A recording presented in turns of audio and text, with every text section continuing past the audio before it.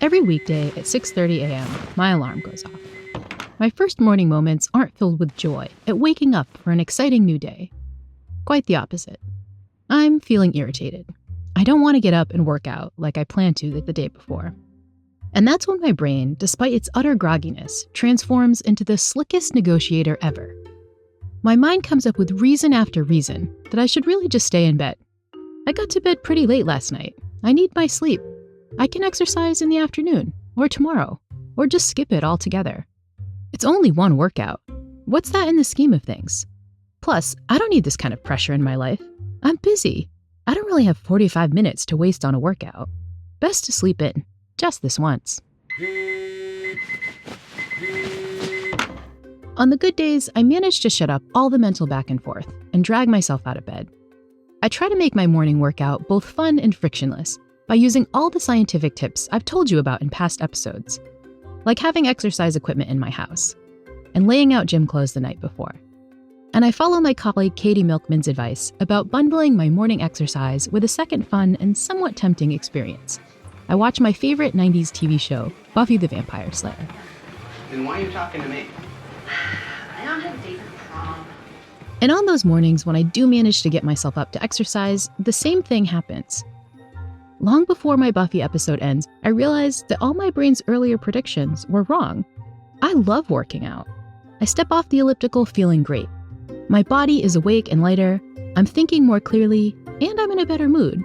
Exercising in the morning was a fantastic idea, one that has had a clear and measurably positive impact on my happiness. But exactly 23 hours later, get up? Are you kidding? Workouts suck. Better to sleep in. Just this once. Why can't my in-bed brain remember all the positive rewards that my exercising brain has directly experienced? Why can't my mind get motivated to hit the elliptical when it's totally clear that a morning workout makes me happier? The answer, as we'll see in this episode, involves a bug in the design of our reward circuitry, one that leads to some of our biggest happiness mistakes. We'll see that, with all due respect to the Rolling Stones, the problem isn't that you can't always get what you want. It's that you can't always want what you like. Our minds are constantly telling us what to do to be happy. But what if our minds are wrong? What if our minds are lying to us, leading us away from what will really make us happy? The good news is that understanding the science of the mind can point us all back in the right direction. You're listening to The Happiness Lab with Dr. Laurie Santos.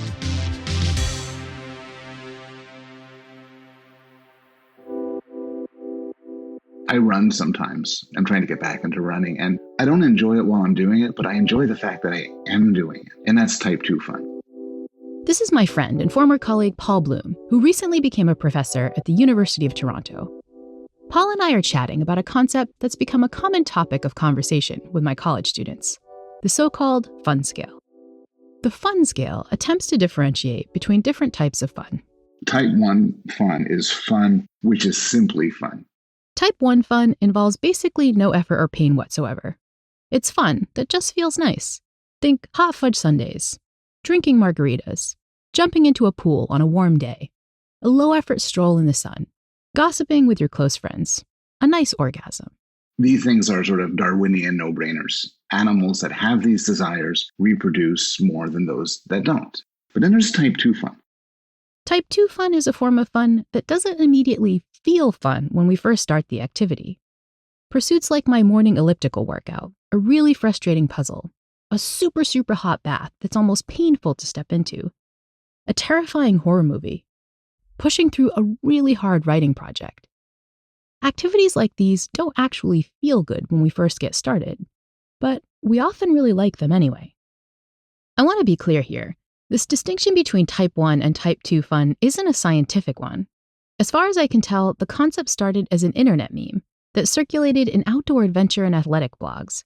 But it's catchy for psychologists like Paul and me because it highlights an aspect of human nature that's a bit of a paradox. Why is it that some of the best things in life just don't feel good when you start doing them?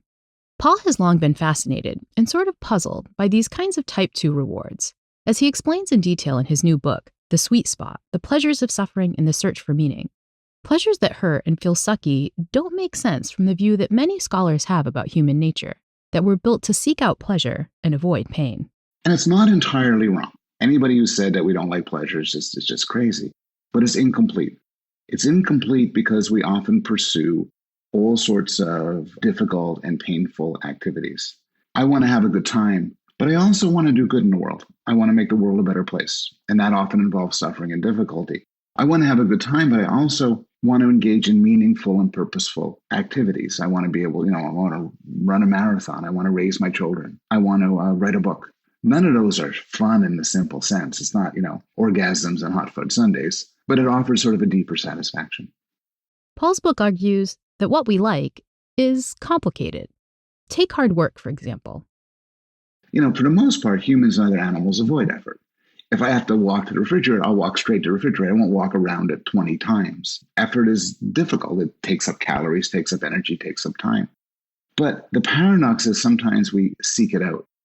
That said, Paul is quick to point out that adversity and discomfort only feel pleasurable when we willingly decide to engage in them, something Paul refers to as chosen suffering.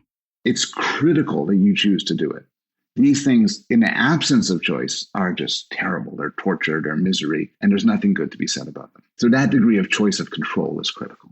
But what's weird about humans is that we often do choose to engage in time-consuming, effortful, and even painful activities. Paul's book describes lots of surprising cases of seemingly objectively terrible activities that many people really enjoy doing. One of his favorite extreme examples comes from a famous paper by the economist George Lowenstein about the challenges of mountaineering. From the standpoint of type 1 fun of pleasure, it's terrible.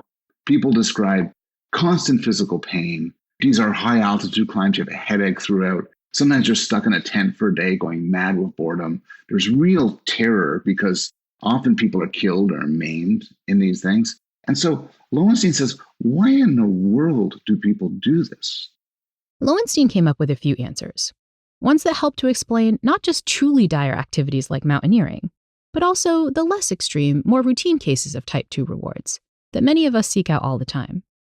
His first answer is that we sometimes choose suffering-filled activities because they help to bolster our identity. I'm doing that to tell the world and maybe to tell myself, look how tough I am. Look at my skills. Look at my endurance. But a second and maybe even more important reason that we enjoy a good hard pursuit is because it gives us a sense of meaning. It is a purpose-driven activity that involves tremendous difficulty. And so it gives you a great satisfaction. But this raises an even bigger question. Why does effort and suffering wind up feeling good? Paul argues that hard work and pain feel good because they take up a lot of mental bandwidth.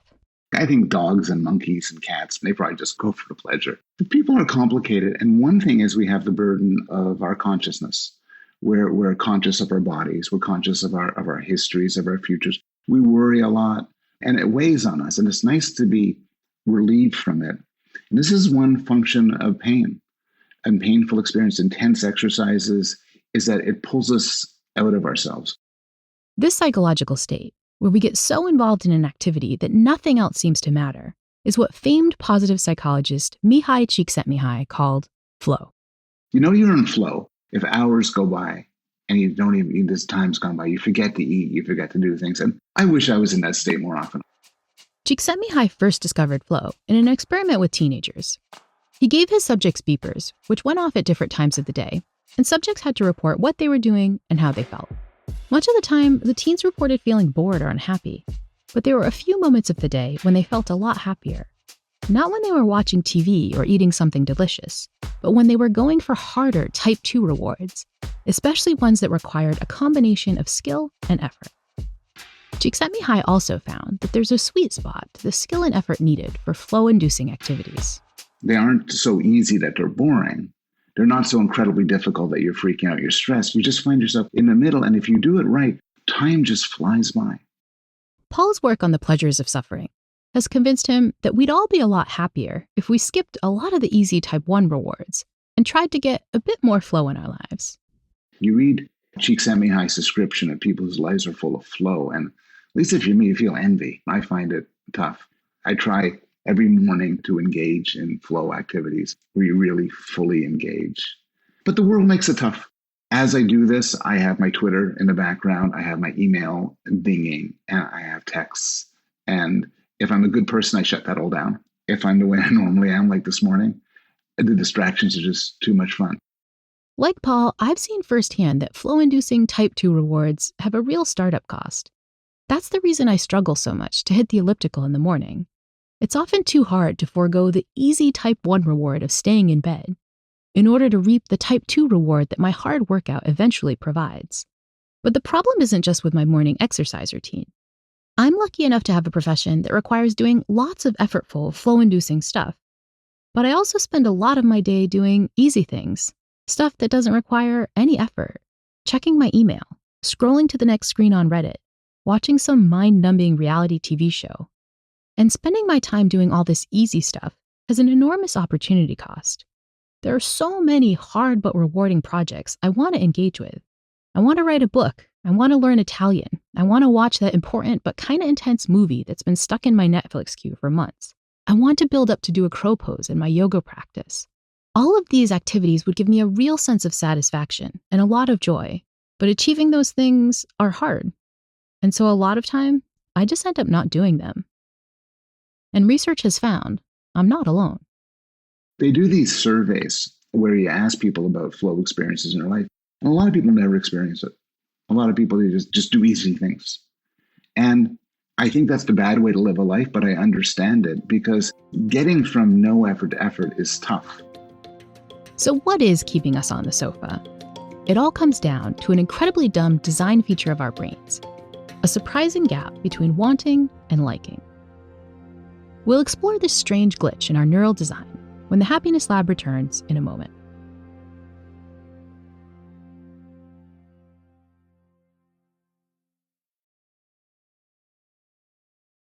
Hi, I'm Kent Berridge. I'm at the University of Michigan, and I study how the brain likes and wants things. I decided to tag in an expert to figure out why I can't choose harder type 2 rewards, and I was so thrilled when Kent agreed to chat with me about my dilemma. Kent is one of my scientific heroes. I've been reading his papers since I was a sophomore in college. He's a world expert on the neuroscience of reward and has done some of the best empirical work to date on the odd ways our brains are hooked up when it comes to making decisions that give us pleasure. One of my favorite of his many famous neuroscientific discoveries is about how we experience type 1 rewards, specifically the really straightforward sensory pleasures. Things like eating a hot fudge sundae or having an orgasm.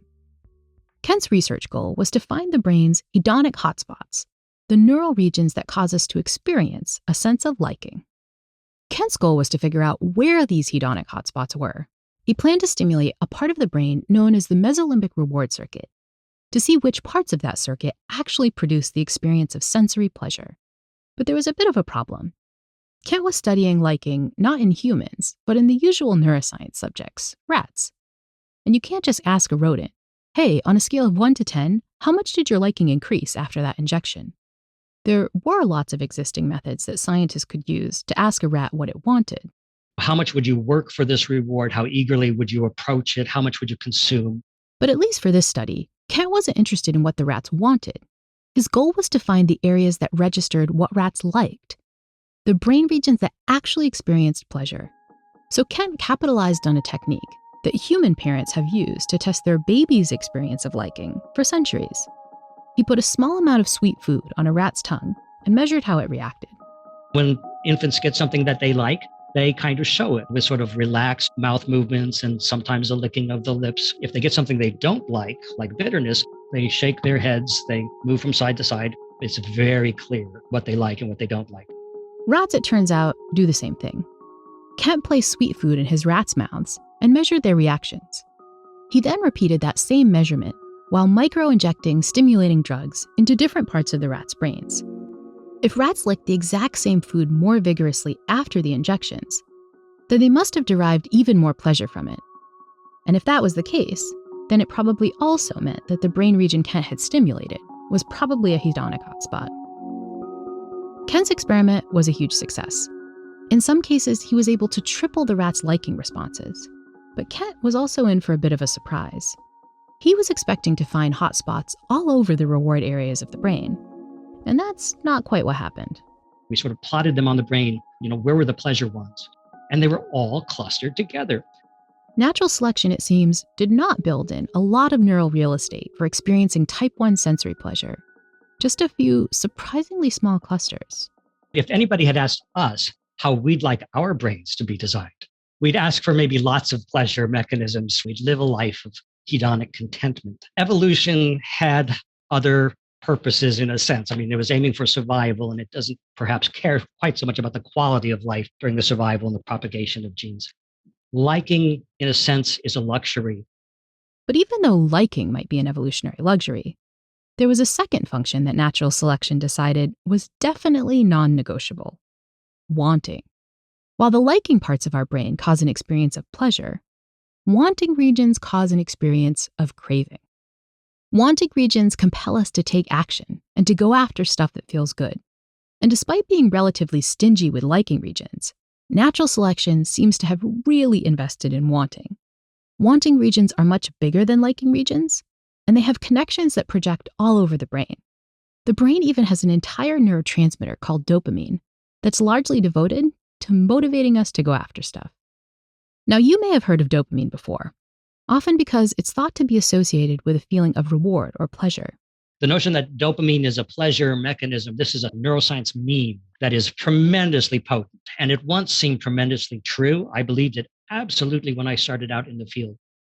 But over time, Kent's work started to chip away at the idea that dopamine equals pleasure. Study after study began to show that dopamine isn't about liking rewards. It's about wanting them. Kent figured this out initially in a set of clever studies. He found a special neurotoxin that selectively killed off dopamine neurons while leaving the rest of the brain intact. He then injected this toxin into rats' reward circuits and tested whether doing so affected the rats' liking as measured by their licking behaviors. To his surprise, the toxin didn't seem to do anything. In terms of the levels of pleasure they experienced from sweet food, the rats without any dopamine were totally normal. So they had normal likes, and they had normal learning of new likes and dislikes, but they didn't seem to want any of these things that they liked in life. They don't eat at all voluntarily. They don't drink at all voluntarily. We have to nurse them the way you and I would be nursed in intensive care in a hospital, artificially fed 3 times a day. They would voluntarily sit there and starve to death unless they were nursed. Kent's dopamine lesioned rats liked sweet food, but they had no motivation to seek these foods out. They had no sense of wanting. This study and others helped Kent discover that dopamine was the key to wanting, not liking. Dopamine is the mechanism by which we get motivated to go after the good sensory rewards of life. But as Kent dug more into the way this dopamine system worked, he realized that our experience of wanting might not be as uniform as most theories of human nature predict. I think there's sort of multiple kinds of wanting, that we may not distinguish really clearly in consciousness or in human language, but psychologically and from the brain's point of view, there's a difference. When people ask us what we want in our everyday life, like where we want to go for dinner, or which podcast we want to listen to, or what we want to be when we grow up, we're usually thinking of a conscious desire for a particular outcome or goal. This everyday experience of wanting, what Ken calls cognitive wanting, is the one we tend to notice, mostly because it's a conscious, accessible feeling. But this wasn't the form of wanting that Kent observed in his reward regions. Kent's dopamine work had tapped into a completely different kind of wanting altogether, one that he and others referred to as incentive salience. If you're hungry and you smell food, that's that kind of want. You're walking down the street and you see in the shop window, something that really gets your attention that you'd really love to have. It's that kind of want. Incentive salience doesn't feel like the normal sort of cognitive wanting because it happens too automatically. It's like all of a sudden we're compelled to go after some goal we weren't even thinking about a moment before. And unlike cognitive wanting, which sometimes requires some planning and work to act on, incentive salience is often directly linked to the action we need to perform to get the reward we want. Which is why incentive salience can exert such a powerful effect on our behavior. We end up moving toward a thing before we've even had a chance to ask whether it's something we should have cognitively wanted in the first place. That's why I can find myself 5 cookies in to the very box of Girl Scout cookies that my cognitive system had sworn off that very morning. I think ordinarily in humans, this incentive salience wanting in quotation mark, it usually comes on together with a cognitive desire, a cognitive want. They go hand in hand. But sometimes these kinds of wanting can come apart. The incentive salience want in quotation mark can go in a different direction than your cognitive desire. And this is what's so problematic about being a creature that has two different systems for wanting stuff. We sometimes experience an automatic and incredibly strong incentive salience want for stuff that we don't cognitively want at all. It's a disconnect that's obvious for anyone who's known people who are suffering from drug addiction and who, at least cognitively, really, really want to quit. They would rather not take the drugs ever again. But if they encounter these drug cues, especially in drug-related contexts, and especially in moments of stress, you get a massive sensitized dopamine reaction that could give this intense urge, this excessive urge of wanting to take the drug again. The disconnect between cognitive wanting and incentive salience is particularly problematic in people with substance addictions, but it's an issue for the rest of us too. All those mornings I cognitively wanted to get up and work out, but my urge to stay in bed was too strong. All those Girl Scout cookies I intended to leave in the box, but ate anyway. All those times I swore I'd work on this podcast, but ended up scrolling through Twitter for hours. There are so many type 1 fun activities that I regularly intend not to give into, ones that I have really good reasons for avoiding, but I end up doing them anyway. That is incentive salience at its worst. It doesn't have reasons, this kind of wanting. It has mechanisms. So that's the first big problem with the way our brains process rewards. There's a disconnect between the liking brain parts and the wanting brain parts, which can sometimes cause a powerful and even unconscious urge to go after type 1 rewards that we don't even cognitively want. And that means we get caught up in easy pleasures more often than we might intend to. But so far we've only been talking about sensory rewards, like sweet foods. What about more complicated pleasures? If you had asked me 20 years ago, I would have said, well, sensory rewards, yes. But, human cognitive pleasures or cultural, artistic, music pleasures, human social pleasures, no. Recent work, though, has shown that the mesolimbic hedonic hotspots, Kent studied in rats, also light up when people experience more abstract rewards, like beautiful music and art. So the hotspots aren't just for evolved pleasures like food and sex. The same hotspots we see for food in rodents also seem to respond to more complex pleasures in humans. I would never have expected that 20 years ago. But what about the more effortful type 2 rewards that I want more of in life? Finishing a hard puzzle, writing my happiness book, getting to the top of a mountain, my morning post-elliptical glow. Well, it would be marvelous to have a human fMRI study of this post-exercise satisfaction. I would love to know, is it the same hedonic hotspots that are coming on for that? The honest answer is that neuroscientists haven't looked for type 2 liking in the mesolimbic reward system all that much yet. And the reason is pretty obvious when you think about it. Type 1 pleasures are easy to study experimentally. You can feed a rat something sweet or have a human listen to music in an MRI scanner. But it's hard to brain scan a mountain climber that's just ascended to the top of a peak, or to stick a brain electrode in an academic that's just finished writing a challenging grant. So that means we don't yet fully know whether the same mesolimbic reward regions that Kent studies code for type 2 pleasures. But there is one thing that is empirically obvious about type 2 liking. Remember that super powerful incentive salience wanting that goes with type 1 pleasures? The pull we get so automatically for the simple rewards in life? It doesn't seem to be there for type 2 pleasures. Although we often have a cognitive wanting for effortful rewards like my post-workout glow, we rarely get an incentive salience craving along with it. Sometimes I've been asked by people who study exercise in kinesiology departments and such, why can we create an incentive salience want to exercise? That would be supers. And, there may be a few very lucky individuals out there who have this kind of urge to go out jogging that really, I think it can happen. But for most of us, for me too, I exercised this morning, but I didn't jump into it with joy. And things like, say, world peace, we'd all want world peace, but it doesn't trigger our mesolimbic system. And we might prefer that the incentive salience want follow those cognitive desires to give the same urgency to make us want to go and jump on the exercise machines. But that's not how we are constructed. Yes, that's right. Our dumb brains have no automatic method for going after all the effortful, flow-inducing pleasures in life. The ones that, as Paul Bloom pointed out, often make life worth living. We do experience a cognitive wanting for type 2 pleasures. but they aren't mesolimbic wants that are triggering the incentive salient system that make us have this urge to do it. We kind of sometimes have to make ourselves do it. And herein lies the second big problem with the way our brains process rewards. Even though natural selection was kind enough to give us a powerful and very automatic urge to go for sensory type 1 pleasures, even ones we sometimes don't intend to go after, we have no such automatic craving for type 2 rewards. For type 2 pleasures, as Kent put it, we just gotta make ourselves do it. Which, if you ask me, is a really, really stupid way to design a brain. And so, we've figured out the neural answer to the puzzle of why I can't get up to hit the elliptical, even though I have concrete evidence that it'll bring me joy. Our brains are designed to crave type 1 rewards, even in cases where we don't like them all that much. But our brains are not designed to experience an automatic wanting for the type 2 rewards, the ones we really will enjoy. As I noted at the start of our episode, the problem with our brains isn't that you can't always get what you want, it's that you can't always want what you like. But if you try sometimes, can you fix that? I mean, could there be a way to get our brains to actually crave type 2 rewards?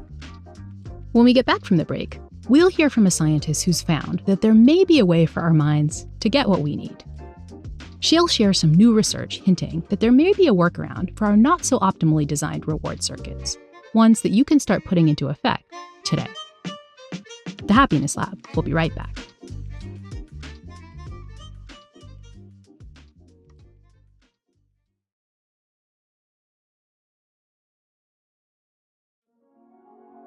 I actually really don't like running, and lo and behold, I do run. This is my good friend and colleague, Hedy Kober, a professor of psychiatry, psychology, and neuroscience here at Yale.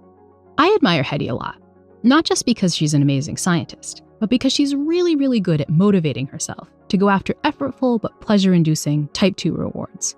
The hard workouts that I struggle with every morning, Hedy has strategies to hit them up with ease. When she's in bed contemplating hitting that snooze button, she brings to mind the final bit of her daily jog. She imagines the joy she'll feel on those few steps leading up to her front door. That walk, right? A minute of bliss of just like, I rock, I'm amazing, I just did this thing, it's really was good for me, it's consistent with my values of being healthy and being a runner. When I think about that, like even right now, I'm like, oh, maybe I'll go running later. Hedy is constantly doing the sorts of type 2 activities that I aspire to engage with more often.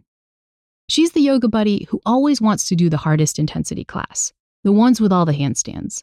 She's the academic colleague who's always happily staying up super late to finish a big grant. Hedy engages in hard, flow-inducing stuff all the time, and she seems to do so without any motivational struggle. But Hedy also excels at the flip side. She's always avoiding those type 1 pleasures that might not be so good for her. Someone brought some cookies to my house over the weekend, and I definitely know that they are in the kitchen, and I'm aware of that a lot of the time. Those cookies would already be long gone if they were under my roof. Hedy admits that she too finds the box kind of tempting. I think about how tasty it would be and how yummy it would be and how sweet it would be, and like the texture of it has like a little bit of a lemon icing on it. Despite the strong incentive salience Hedy seems to experience for that box of cookies, she's able to resist the temptation. She experiences her reasons not to eat the cookies just as vividly as her desire to go after them. Well, if I have the cookie now, I can't have another one later, and that's a cost to me because I'm definitely going to want one after lunch. And, you know, it's not consistent with my values because I'm actually trying to not eat sweets. It's not healthy for me. When I eat a lot of sugar, I break out. I really don't like that. So that's a cost for me. These examples might make you think that Hedy is some superhuman self-regulator, the kind of person who's born with an innate knack for controlling her dopamine system. But since Hedy's one of my closest friends, I know that's not really the case. We often say all research is research. In my case, that's absolutely accurate. I study craving, at least in part, because I noticed craving run my life and have noticed it even more in the past, run my life in ways that very often have actually interfered with what I wanted. And I really wanted to understand both what craving is and also how I might learn to work with it in a way that would be helpful for my life. Hedy's scientific interest in the neural basis of why we want what we want started back in graduate school when she was trying to break a very bad habit. Back then, Hedy was a cigarette smoker. She tried to quit a few times, always unsuccessfully. She realized that to break her nicotine addiction, she'd need a strategy for dealing with all the wanting and incentive salience that she automatically experienced for cigarettes. The solution she found then, and one that she has now become a scientific expert on, is a strategy that we've talked about before on the Happiness Lab: mindfulness. In this case, the practice of intentionally and non-judgmentally paying attention to the present moment through a process called urge surfing. During urge surfing, you allow a sense of wanting just to be there without acting on it. Let's say there's some type 1 reward that you're really drawn to, that box of cookies in the kitchen, or a pack of cigarettes on your desk if you're a smoker like Hetty was. Rather than giving in to that sense of wanting, or even trying to fight it, you simply say to yourself, hey, I'm having a craving right now. I'm mindfully noticing that my dopamine system is really freaking out. But this feeling is not going to last forever, and I can deal with it for a little while. And the science shows it really only will last a little while. Research has found that urges are a lot like an ocean wave. Cravings tend to start off small and then go up a bit, but they eventually crest and soon come back down, usually in as little as 15 to 20 minutes. Mindfulness to manage cravings is one, just knowing that this is a temporary experience, that you have the ability to just notice it as it is, right? Again, that noticing, paying attention in the moment.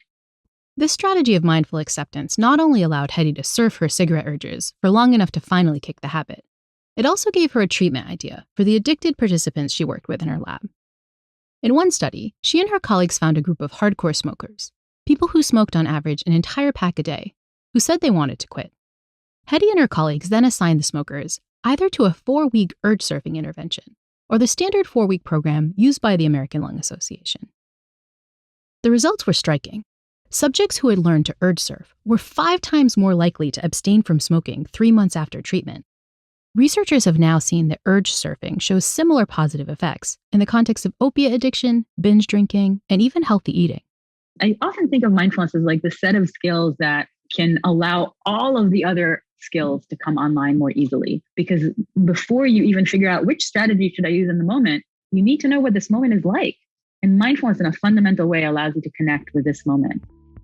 Mindfully connecting with the present moment also gave Hetty a second tactic for successfully fighting her overactive incentive salience. One that I noticed her use earlier when she talked about whether or not to eat those cookies. You may remember just how eloquently Hetty described what her cookie craving felt like, the yummy taste she expected, and how lemony the icing seemed, and so on. That act of so carefully and vividly paying attention gave Hetty the mental bandwidth to notice that she was focused entirely on the good aspects of cookie eating. The long-term consequences of downing the entire box, the fact that she'd break out or that she was trying to eat healthier, those things were completely absent from the feeling of wanting that Hetty experienced. Mindfully noticing just how salient the good parts of eating were allowed Hetty to realize that her dopamine system wasn't giving her the whole story. Hetty hypothesized that mindfully noticing the bad stuff about a type 1 reward might help her nicotine-dependent patients reduce their cravings too. She was right. Simply asking smokers to intentionally focus on the long-term consequences of cigarette use helped them reduce their urge to take a puff. This result suggests that, somewhat surprisingly, that mindfully thinking about the downside of a reward can help our brains turn down how much we want that reward. Mindfulness can help us stop wanting what we don't really like. But Hetty has also discovered that mindfully noticing the present moment can help us with the brain's second problem too, that we can't always want what we like.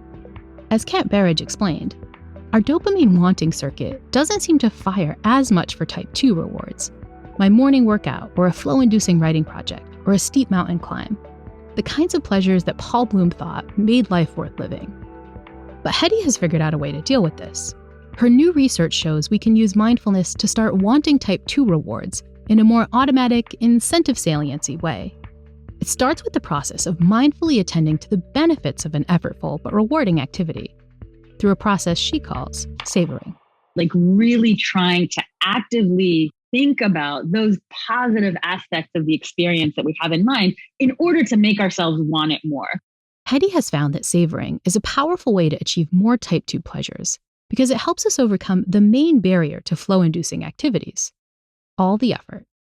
One of the reasons that we avoid things that are difficult is because what's really salient about them is what is difficult and not all of the other aspects around it. Again, if I use the running example, what is really salient to me is that it's really hot out. And if I go running later, I'm going to sweat and it's going to be annoying. In a moment of mindfulness, I know that the difficulty is just one part of the entire experience. And especially mindfulness in the context of our values my value is actually really important to me. My value of being healthy, my value of being someone who engages in behaviors to increase my health, like running. If I am able to be mindful in a moment, even though the thought about difficulty is so salient and so strong, I can bring on board really the full view of the situation, which is, yes, it is difficult and also really consistent with my values, really rewarding. And I think we can apply that to almost everything. Hetty has used this sort of mindful savoring a lot in her own life. She's gotten good at intentionally noticing the deeper rewards and meaning that she gets from lots of hard type 2 pleasures. That satisfaction she gets after writing a big grant, or the pride she feels after eating healthy, or the 5 seconds of bliss she gets at the end of her morning run. When I really can reflect on that positive aspect, right, I'm more likely to do it. And this is the key to the power of savoring. Mindfully focusing on the benefits of a hard activity doesn't just boost your cognitive wanting for that activity. It makes your automatic incentive salience wanting go up too. One of my favorite of Hetty's recent empirical examples of this is a study testing whether savoring can get people to eat more vegetables. If we bring people in and we ask them to actually think about how crunchy broccoli is, how healthy it is for them, how they might feel really good about themselves when they're done eating this broccoli, lo and behold, people not only report more of that craving for broccoli, they're also willing to pay more for it. Studies like this show that savoring may be the magical elixir I've needed all along. Mindfully noticing the good parts of a flow-inducing event might be the key to getting the reward circuits of our brain to finally start wanting all the stuff we actually like, so that we can finally start getting in all the type 2 pleasure we need in life. Hetty credits strategies like these, and mindfulness practices more generally, with making her life a lot happier and a lot more meaningful. I think that all else being equal, I would be a cigarette smoker. My brain really loves nicotine. I probably would be a regular user of a bunch of other substances if I were not making such excellent decisions. Now, I would say that I live my life in a way that's really consistent with my values. So I exercise regularly and I eat really healthily most of the time, random cookie notwithstanding. And I think in that way that mindfulness practice has allowed me to be the kind of person that I want to be in most moments of most days. Talking with Hetty has given me hope that I can get my brain to want what I actually like. Hetty's research has encouraged me that at least with practice, there are ways to get my dopamine system to work for me rather than against me. The science shows that mindful acceptance can help me surf the cravings that tend to lead me astray, that urge to hit the box of cookies I'm saving for later, or to check my Twitter feed when I should be finishing this podcast script. And I'm trying to intentionally remember the downside of these short-term rewards and the opportunity cost they pose for the hard projects I want to finish. But mindfulness can also help us explicitly notice and savor the good parts of type 2 pursuits. Over the past few mornings, I've tried to more intentionally notice all the rewards I get from my morning workout. I've started to mindfully pay attention to how light I feel halfway through that morning elliptical, and how cool it is that time totally flies by when I'm watching a Buffy episode. I now try to savor that moment of bliss when I finally step off the machine, feeling like a total badass for doing something I value and that boosts my health and happiness. And I've already detected a bit of an emotional shift. That craving to sleep in hasn't fully gone away, but I am starting to automatically become a bit more excited to get my blood pumping when that alarm goes off. I hope this episode has also given you some strategies for achieving more pleasure and to pursue a life with more meaning and type 2 rewards. And I hope at least one of those meaningful pleasures will involve coming back here to listen to the next episode of The Happiness Lab with me, Dr. Laurie Santos. The Happiness Lab is co-written and produced by Ryan Dilley. Our original music was composed by Zachary Silver, with additional scoring, mixing, and mastering by Evan Viola. Joseph Fridman checked our facts. Sophie Crane McKibben edited our scripts. Marilyn Rust offered additional production support. Special thanks to Mia LaBelle, Carly Migliori, Heather Fain, Maggie Taylor, Daniela Lucarne, Maya Koenig, Nicole Morano, Eric Sandler, Royston Reserve, Jacob Weisberg, and my agent, Ben Davis. The Happiness Lab is brought to you by Pushkin Industries and me, Dr. Laurie Santos.